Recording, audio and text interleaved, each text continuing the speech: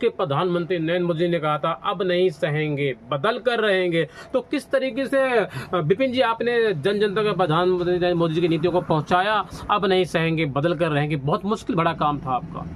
हाँ जी, ये बहुत मुश्किल काम था क्योंकि जो पिछली सरकारें थी अब से पहले, वो बहुत ज़्यादा ही करप्ट हो चुकी थी। उन्होंने हर कार्य जो है सिर्फ अपनी जेब भरने के लिए बनाया और करा। उसमें उन्होंने जनता की तरफ कुछ भी ध्यान नहीं दिया, सिर्फ एक झूठे वादे किए। जी। इन झूठे वादों में उन्होंने स्कूल से लेकर स्वास्थ्य तक लेकर, पानी को लेकर, बिजली, पानी, सब चीज़ों में उन्होंने करप्शन ही करप्शन करी। मैं अगर बात करूं शराब घोटाले की, दिल्ली में क्या वाकई में शराब घोटाला हो रखा था? बिल्कुल हो रखा था सरकार, बिल्कुल हो रखा था। आप देखिए कहाँ पर कोई मतलब गिने चुने लोग जो थे शराब पीते थे दिल्ली में जी। पर इन्होंने जब से एक नीति निकाली कि हम एक के साथ एक शराब देंगे, एक के साथ दो शराब मुफ्त देंगे, तो हर जन जो है वो दारू पीने में लग गया। हर एक को शराब शराब शराब। अब यहाँ पर मैं देखता हूँ जब से ये शराब नीति इन्होंने लगाई थी, उससे यहाँ पर शराब पीने वालों की जनसंख्या बहुत ज़्यादा बढ़ चुकी है और वो काम कम करते हैं और शराब ज़्यादा पीते हैं। और इसी चक्कर में उन लोगों को हर चीज़ मुफ्त ही चाहिए। अब ये कार्य था।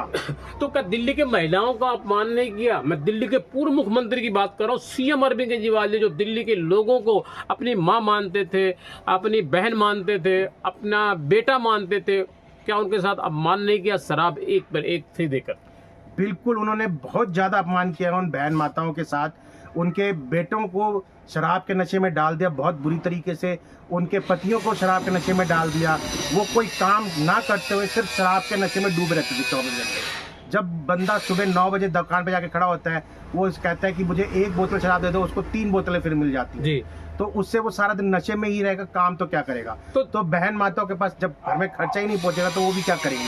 तो कितनी महिलाएं तो मेरा मानना घर से बेघर हो गई होंगी, लड़ाई झगड़े मार पीट बहुत हुए, सारे हुए। आप देखिए ना सर, जब कोई व्यक्ति घर का प्रमुख व्यक्ति जब काम नहीं करेगा, घर में पैसे नहीं आएंगे, तो औरत बेचारी क्या करेगी? जिस औरत को कोई स्किल्स नहीं है, जो सिर्फ थोड़ा बहुत काम करके पैसे कमा भी लेती है, तो वो घर का खर्चा ही पूरा तरह से चला ले, वही बहुत है उसके लिए। पर जब तक सपोर्ट नहीं होगा आदमी का काम करने का, तो उसका दुख तो होगा ही। और इसी वजह से घर भी टूटे। जो बेचारे किराए के मकानों में रहते थे, उनको घर से बाहर जाना पड़ा और बहुत कुछ झेलना पड़ा उनको। अपने पति की मार भी झेलनी पड़ी, दुनियादारी से गाली भी खानी पड़ी। तो इस चक्कर में शराब घोटाले में इन्होंने इतनी बुरी हालत कर दी, इतनी बुरी हालत कर दी कि बस पूछो ही मत। मेरा आपसे एक सवाल है। हाँ जी। दिल्ली के अंदर में शराब घोटाला हो रखा है। हाँ जी। और आम आदमी पार्टी के मुखिया श्री अरविंद केजरीवाल जी, जो दिल्ली के पूर्व मुख्यमंत्री